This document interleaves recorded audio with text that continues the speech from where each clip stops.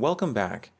In the previous video, we added a post-process volume to our level, as well as created a new material, and we set the material domain for this material to be post-process.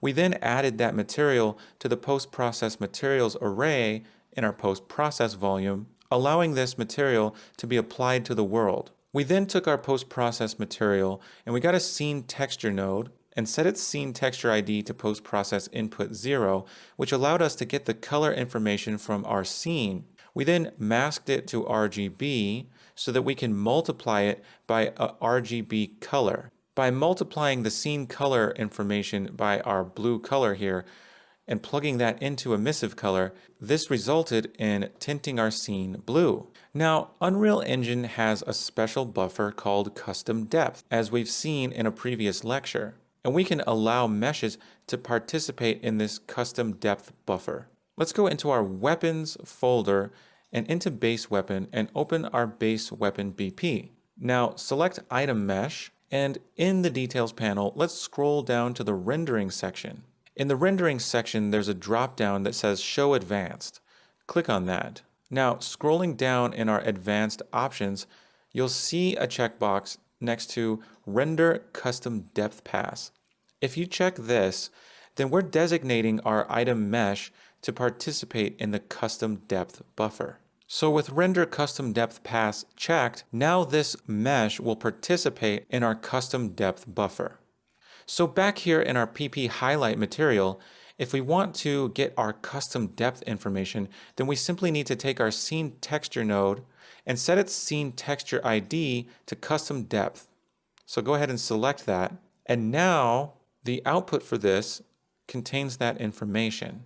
Let's delete this color and multiply node. And now we just have our mask. The mask from our color is masking to RGB values.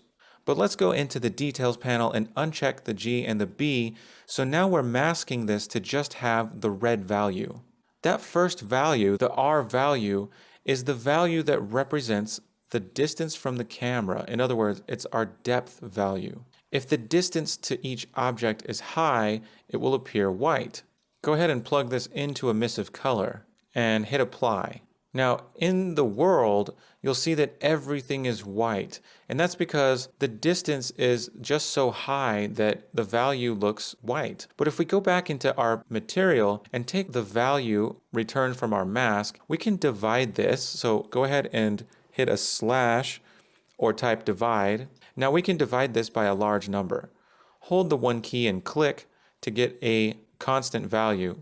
And let's take this constant value and set it to something like 10,000 and plug in the return value for this divide into emissive color. And let's hit apply. And here in the map, now we'll see that our mesh for the weapon shows up as black. So by dividing by 10,000, we're now able to see objects that are closer. And the background pixels, even though we're dividing those by 10,000, they're so high that they still show up as white. So now we know how to use the scene depth information in our post-process volume. We simply get the custom depth buffer. We mask that out to get the single value that represents the depth for each pixel, and after dividing it by a large value, we plug that into emissive color, and now we can see objects participating in the custom depth buffer. In the next video, we'll go ahead and start to learn how we can detect whether or not a given pixel is on the edge of the object. We'll see you in the next video.